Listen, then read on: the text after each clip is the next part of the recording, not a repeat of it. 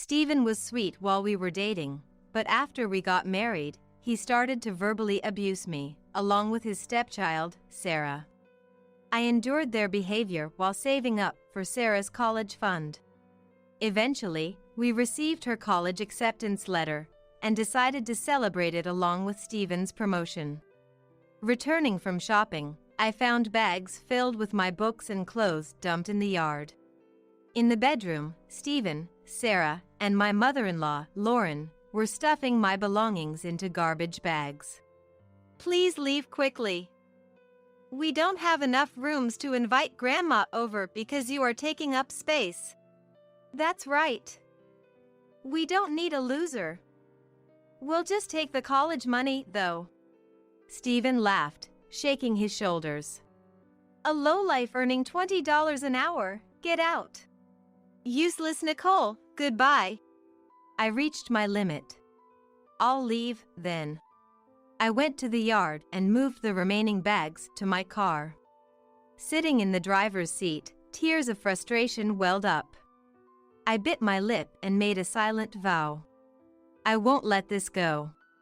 Remember this. I am Nicole, a 50-year-old housewife. I met Stephen, then 40, through work 10 years ago. As a shy person, Stephen's friendly and cheerful demeanor seemed so bright. When he confessed, I was surprised but happy. He revealed on one of our dates that he had an 8-year-old daughter. Though initially shocked, as I only knew about his divorce, I quickly warmed up to Sarah, who was affectionate and innocent. We had a simple wedding, and our married life started smoothly. But that happiness didn't last. I lost my parents to illness as a student and was raised by my Uncle Kevin and Aunt Tiffany, who owned a business. After accepting Stephen's proposal, I introduced him to Kevin and Tiffany. After getting their approval for our marriage, we then had a family meeting. When I told them I was raised by Kevin and Tiffany, Lauren clearly looked displeased.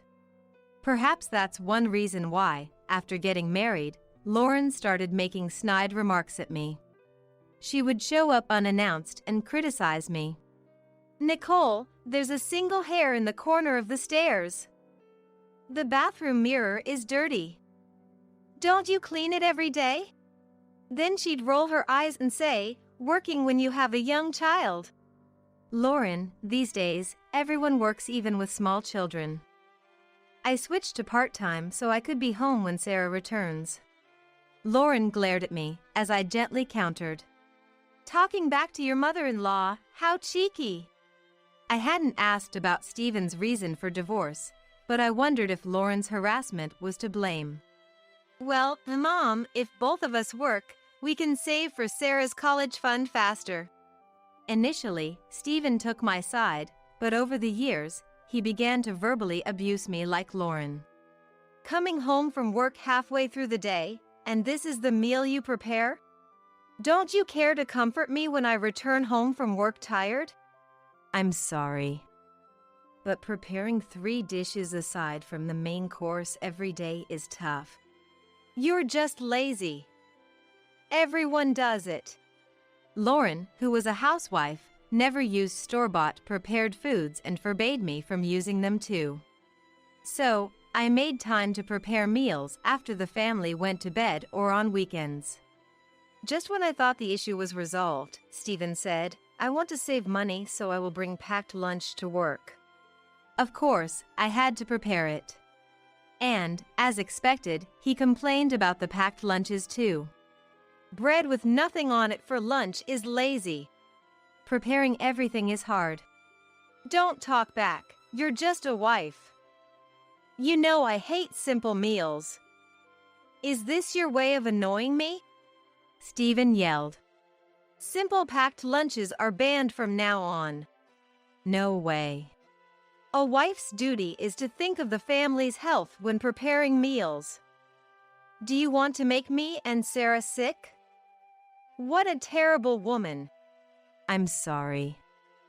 I understand. I'll do it from now on." Arguing only led to hours of more complaints, so complying obediently would be much better. My personal time was reduced again, but I have no other choice. Secretly, I had a hobby. After Sarah and Stephen went to bed, I'd jot down various ideas in a notebook, fantasizing about inventions and fun products. This hobby was a secret from both of them. Thinking of convenient or entertaining products was a perfect way to relieve stress. It wasn't just Lauren and Stephen who complained about me. Initially, Sarah seemed innocent and adorable, but by the age of 10, she had become selfish. Depending on her mood, she'd be sweet or demand extra allowance. Then she'd insult me in front of her friends, ignore me, or yell. Being manipulated by Sarah's moods was exhausting. Seeing Stephen mistreat me, she began to mimic him for fun. It's just puberty. To Sarah, I'm just the woman her dad brought home. It's natural for her to rebel. If she didn't warm up to me, I figured I just had to try harder to get along. So, I made efforts to gain Sarah's acceptance. Instead of immediately scolding her for misbehavior, I tried to empathize with her feelings. When she insulted me, I didn't snap back angrily but calmly explained, it's not right to speak to elders that way. I always made it to school events and checked homework after coming home from work. If she got sick, I took her to the doctor and took off work to care for her. I had no experience in raising children. Even though she wasn't my biological child, I poured my love into her because she was the child of the man I loved. However, it seemed my efforts didn't reach Sarah. As Sarah entered high school, she started taking packed lunches. Unlike Stephen's hearty lunches, being a teenager, she preferred something healthier. I woke up at 5 a.m. every day to prepare their packed lunches. Put macaroni and cheese in mine tomorrow. I'll have hamburger steak, please. They would request different dishes, which made it quite challenging. Yet, they often came home with their lunches untouched. When asked why, they casually said, I felt like eating out today. Suddenly craved some bread. I wake up at 5 a.m. to make these. I wish you'd eat at least some of it. Saying this made them grumpy. Nicole, you change your mind about things too, right? Don't nag. It's annoying. A mom is supposed to make her kids packed lunches, right? Sarah's tone, more hostile than Stephen's, hurt me. Sorry, My apology only encouraged Stephen. Don't act all high and mighty just because you made packed lunches. They're not even that great. Exactly. You should be thankful we eat them at all. They constantly complained about the lunches being too vegetable-heavy or too flavorful, and now this. I felt more sadness than anger. Talking to Sarah and Stephen always left me feeling miserable. Because of their attitudes, the promise to share household chores made at the beginning of our marriage was quickly forgotten. Nicole works too, but since she comes home at noon, it doesn't really count as working. We come home in the evening. It's only natural for the person with the most free time to do the chores. I don't have free time at all. Time flies by while I prepare dinner after coming home. My pleas fell on deaf ears. And on weekends, were they helping? Stephen and Sarah would either be glued to their mobile phones on the couch or locked in their rooms gaming. I seemed invisible to them as I bustled about. Nicole, make me some tea. I want coffee. Bring it to the living room, I'm gaming with Sarah. Sarah still doesn't call me Mom, just by my name. Could you help me a bit? I have a gathering with friends after dinner. When I finally spoke up, Stephen clicked his tongue. What? Let us rest on weekends, will you? You see I'm playing with Dad, right? Planning to disturb our bonding time? Oh, right, you're an outsider. The word outsider stabbed at my heart like a blade. What's with that look? Got a problem? Stephen shouted. Who do you think allows you to live in this house? A disposable part-timer like you standing up to me is a century too early. Faced with attacks from both of them, I bit my lip and held back my complaints. Despite Stephen's ranting, as a middle manager in a small to medium enterprise, his income isn't high. He earns more than me, a part-timer, but that's about it. Stephen's dominance might also stem from him managing our finances. Before we got married, I confessed my lack of confidence in handling money. Then, I'll manage it. That way, Nicole can relax, right? Fooled by his refreshing smile, I agreed to hand over my entire salary to Stephen. He was supposed to allocate funds for living expenses and Sarah's college from our combined salaries. Though Stephen's salary has increased over the years, our living allowance has mysteriously shrunk. Lately, I'm only handed $1,000. Half goes into savings for college, and the rest is for groceries and daily necessities. I need at least another $500. Plus, I want some money that I can spend freely. You don't need money to spend freely, Nicole. Deposit the $500 for Sarah's education costs into the bank account first. I'll check it every month. I stood my ground against Stephen's commands. You often buy luxury watches and brand suits, right? You nag me to save money and hesitate to spend, yet it seems you give Sarah quite a lot. Why can't I have things I want? I desperately pleaded my case to Stephen. I work too. It's ridiculous that I need Stephen's permission to buy clothes or go to the salon. Sarah and I have social obligations. Nicole, you don't need to worry about socializing. Dressing up is a waste of money for Nicole. Sarah joined in happily. Children cost money. Don't complain. Then I'll increase my work hours. The extra can be my money, right? That's out of the question. You can't even manage household chores perfectly as it is. What if you neglect them more?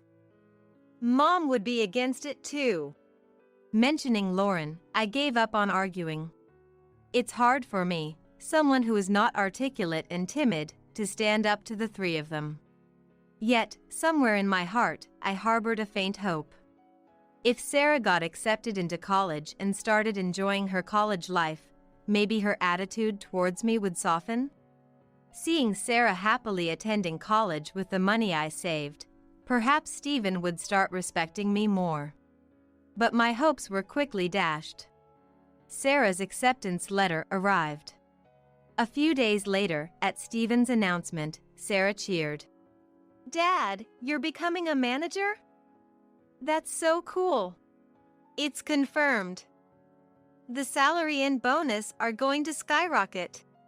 I listened with a disheartened feeling. None of that money would come my way. I was destined to be forced into saving as always. Great. Buy me a branded bag to celebrate. Of course. Let's invite Mom over tomorrow for a celebration dinner. Nicole, you prepare the party. It's got to be homemade. Watching the two of them call Lauren, I sighed. But this time, it seemed like I might enjoy some peace without the usual snide remarks. The next day, I went shopping at the supermarket to prepare roast beef and a cake, despite the unfortunate rain. Sarah and Stephen were in high spirits from the morning. Arriving home and getting out of the car, I glanced at the yard and tilted my head in confusion. Open garbage bags were being hit by the rain, left unattended. That wasn't there when we left. Feeling a bad premonition, I went to check the bags and was shocked. Inside were my clothes. I hurriedly tied the bags and entered the house to confront Stephen and Sarah, noticing that Lauren seemed to be around. Hearing noises from the upstairs bedroom and rushing up, I found Stephen, Sarah, and Lauren cheerfully throwing my books and clothes into garbage bags. What are you doing? Oh, you're back? Isn't it obvious? We're throwing away trash. Nicole's stuff is all cheap anyway. Continuing their task, I snatched the garbage bags from the three of them.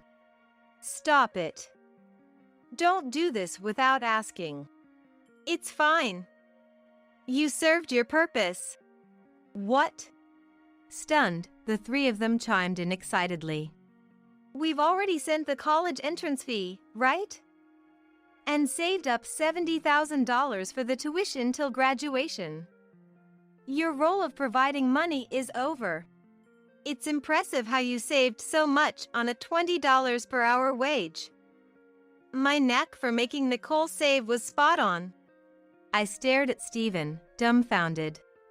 Why is he acting like it's his achievement? Stephen continued smugly. After kicking out my ex-wife, the plan was to live with Mom, but first, we thought of saving up for college. Finding a compliant woman to save money meant Sarah and I didn't have to. Nicole seemed compliant enough and just right for a housekeeper. But Dad, you were wrong. Sarah pouted. This woman couldn't do housework perfectly, lectured me though she's an outsider, and was useless. Lauren glared at me as if in agreement. He married you, who has no parents.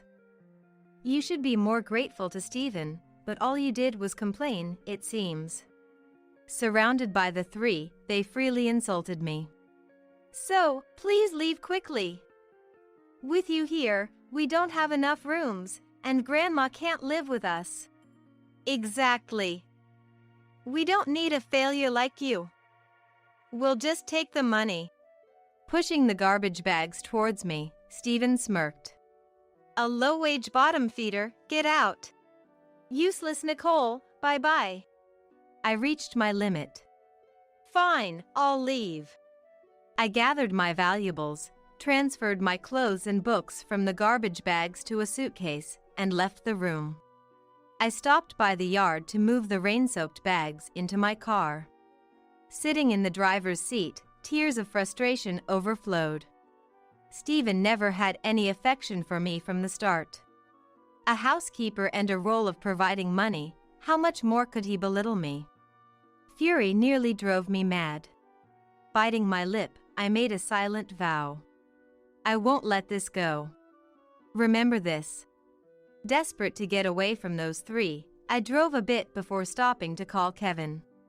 After I explained everything in detail, Kevin was furious and immediately arranged for an empty room in the company's dormitory for me to use until I found a new place to live. He said it was okay for me to use it in the meantime. I decided to take advantage of his kindness. Fortunately, only my clothes were soaked from the rain, so I dried them at a laundromat near the dorm and brought them to my room. As I stored my clothes in the built-in chest and organized my valuables, I gradually began to feel more settled. Stephen had been genuinely kind during our courtship, leading me to believe I was cherished. Even after his behavior changed following our marriage, I kept telling myself he was still a kind person at heart and that things would eventually return to how they used to be. I thought time would help Sarah and me get along better. And with Lauren, conflicts were to be expected between a wife and her mother-in-law. That's what I believed. But being confronted with reality finally woke me up. No matter how much I tried to reach out and make an effort, it was all in vain. They trampled on my feelings, and it was time they faced the consequences. First, I went to Kevin's company and asked for a referral to a lawyer. I obtained divorce papers and completed various procedures. Eventually, I received a text from Stephen saying, "I've filed for divorce."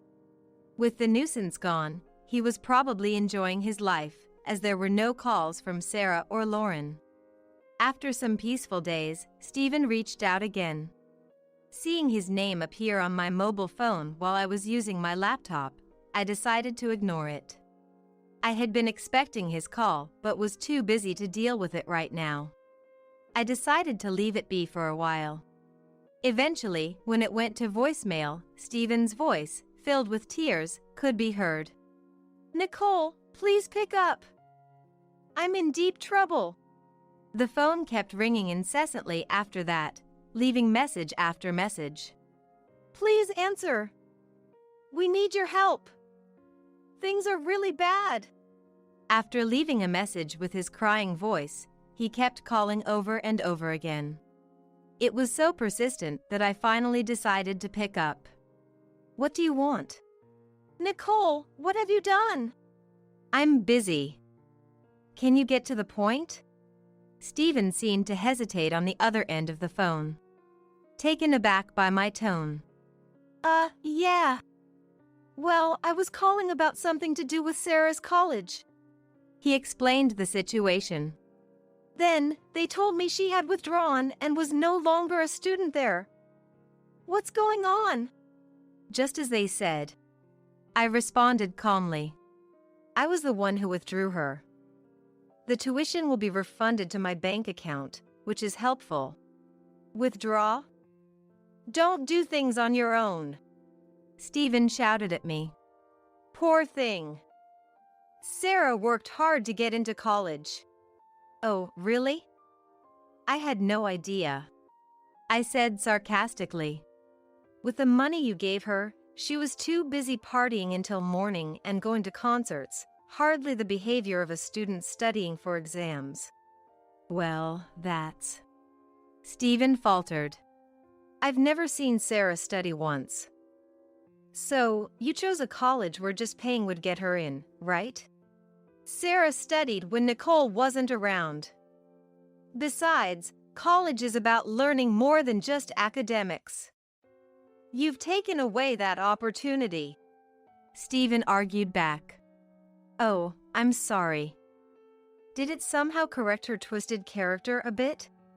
I replied with sarcasm, and Stephen asked in a puzzled tone, "Why are you doing this? Do you have a grudge against us or something?" To his strange question, I rattled off quickly. "Sarah told me to get out fast. She said I was useless. Who do you think made it possible for you to study? Do you have any idea what I went through to save that money? To hold a grudge over such words, you're petty." "Well, all right. You have the money in your bank account, right?" "Yes." Suddenly, the call ended. I sighed and went back to work. But less than an hour later, the phone rang again. Reluctantly, I answered, and an infuriated Stephen yelled, "Why can't I withdraw the money from Nicole's bank account?" "Oh, you couldn't?" Pretending not to know, Stephen ranted. "When I tried to withdraw at the bank, they refused me at the counter." "That makes sense. You're not the account holder." "Nicole, where are you now?" "Who knows?" "Please, go to the bank for me," Stephen pleaded with a desperate voice. "Without the money, it'll be difficult for Sarah to attend another college next year. Give Sarah's money back." "Give it back?" "That $70,000 is my money." I couldn't help but laugh in disbelief. "Considering all the luxury items you buy, shouldn't it be easy for you to cover Sarah's tuition?" Stephen stammered, caught off guard, so I threw in a sarcastic comment. "I need the money because I live at the bottom." "So, the newly promoted Stephen can take care of it, or maybe ask your beloved Lauren for help." "Well, a promotion would mean a salary increase, but I'm swamped with debt right now. Mom's living on her old age pension." "Swamped with debt? What do you mean?" Surprised by my question, Stephen let out an "ah." Prideful as he is, Stephen didn't want me to know his weaknesses. But perhaps realizing that such pretenses were meaningless now, he pleaded, "Both Mom and I are going through a lot. So please, don't claim compensation in the divorce trial." "How tough for you."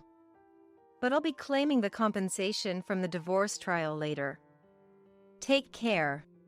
I made sure to emphasize my point before hanging up. I took action thinking that if it became known I had withdrawn from college, Stephen would attempt to withdraw money from my bank account. If Sarah had been serious, withdrawing her from college would have been heart-wrenching. But since she spent her time partying, I didn't hesitate to choose this path. That evening, I received a voicemail from Sarah. After listening to her berate me, I deleted the message. Later, through the lawyer Kevin introduced, I filed for compensation from Stephen in the divorce trial, and as expected, he was difficult. She knows I have no money yet demands compensation from the divorce trial. What a spiteful person. Why should I pay anything? I supported Nicole with my earnings, was kind to that failure, and didn't even cheat. What's her complaint? Running off with the money after withdrawing from college is unthinkable. I should be the one demanding money. So, I decided to wait until Stephen's perspective changed. Months later, Lauren called me. Nicole, help me. She is as arrogant as ever. Some things never change, nor does she intend to. It's been a while. What's the matter? Though I had an idea, I asked deliberately. I've been told to leave the house. Well, that's unfortunate. It's my house, after all. What? Lauren sounded shocked. Didn't Stephen tell you? It's the house I got when I started working, given to me by Kevin and Tiffany. Stephen and Sarah were living in an apartment at the time, and I invited them to live with me. So, it's in my name. This is the first I've heard of it. Lauren was dumbfounded on the other end. Is that so? Well, Kevin was furious when he found out I was kicked out and said he'd proceed with selling the house. So, I asked him to. I'm not kind enough to let people who kicked me out live there for free. So, you're really going to sell it? Yes. There are potential buyers coming this weekend, so please move out by then. That's impossible, Lauren exclaimed. I was kicked out in just 10 minutes. And it was my own house. Lauren faltered in her response. The sale of that house is already finalized. Please move out soon to avoid causing any trouble for the real estate agent and the potential buyers. Oh, is Stephen there? It seemed Stephen was listening in nearby, and took the phone from Lauren. What do you want? I took a deep breath and lowered my voice. Who do you think allowed you to live in that house? Stephen was speechless, so I asked with a laugh. How does it feel to hear those words? Damn. I'm not paying any compensation from the divorce trial. See if you can get it. I was told to discuss this matter through a lawyer, remember? I said wearily, but Stephen kept ranting. Nicole, you're just claiming compensation because you can't survive on your low income, right? Pitiful lowlife woman. But I'm not paying a dime. Are you sure you should be speaking so confidently? I said, astounded. I have plenty of evidence. The verbal abuse from Stephen, Sarah, and Lauren is recorded and noted in my diary. Not to mention the evidence of you forcing me to save while you wasted money on luxury items. You can't deny it. A mother is supposed to save for her children, and a wife should obey her husband. That's right. If you want to defy me, then earn more than I do. The two of them made a fuss in a vulgar tone. Give back the college funds. Thief. If you really intend not to return it, I'll sue you. Suit yourself. Enough, both of you. Sarah intervened over the phone, calming Lauren and Stephen. I'm just frustrated with Nicole. Stealing my precious college funds is the lowest a parent could go. Yeah. Imagine how shocked I was, looking forward to college. Poor thing. Stephen sounded almost tearful. But it's okay. There's next year, and Dad's salary will increase with his promotion, making life easier. That's true, Stephen exclaimed joyfully. So let's stop apologizing to Nicole. How about we move to an apartment? If Sarah says so. Lauren muttered reluctantly. Be thankful for Sarah's kindness. Yes, yes. I'm hanging up now. I ended the call, exasperated. The next call came the following day while I was drinking coffee in my room at Kevin's company. It was probably about the same issue, easy to guess. Annoying as it was, I answered, anticipating they might come to the company if I ignored them. Nicole, what have you done? Stephen was sobbing. He asked with a scream-like voice. My promotion got canceled, and I was demoted. They told me to go back to being a regular employee and to head to a subcontractor's factory. What's going on? I sighed. You really didn't understand anything, did you? You know the company that's handling general goods and is now trending on social media, right? Of course. It's a famous general goods company that's even expanded overseas. It's one of our company's major clients. Stephen, you upset the chairman of that company. What? Stephen let out a dumbfounded voice. They wanted to stop doing business, but they reconsidered to avoid causing trouble for your company because of me. You should be thankful you weren't fired. I've never met the chairman. The chairman is Kevin. After a brief silence, Stephen's scream echoed. I grimaced at the noise and moved the phone away from my ear. You should have told me sooner. Kevin mentioned it before we got married. I was dumbfounded by Stephen, who hardly paid attention. Stephen, now crying less from the shock, changed his tone and pleaded with me. Please, ask Nicole for me. It was just a small argument. If I'm a regular employee, my salary decreases, and Sarah won't respect me anymore. No. You're responsible for this, I coldly stated. Is that all? I'm hanging up. How dare you act so high and mighty, you bottom dweller? Stephen shouted just as someone knocked on the door. Excuse me, President. I'm sorry. It's fine, I'm about to hang up. President? Stephen sounded puzzled, and I told him with a smile. Oh, I didn't mention it. I'm the president there. What? The one with annual sales of $500 million? Exactly, the president of the American branch. Stephen fell silent. I could almost guess the look on his face. People really do go silent from too much shock. That's a bad joke. Weren't you earning $20 an hour until recently? That? You must have found that pay stub in the bedroom, right? Didn't notice the date. It's from 10 years ago when I first helped out at Kevin's company. I explained while suppressing a laugh. I kept it as a memento.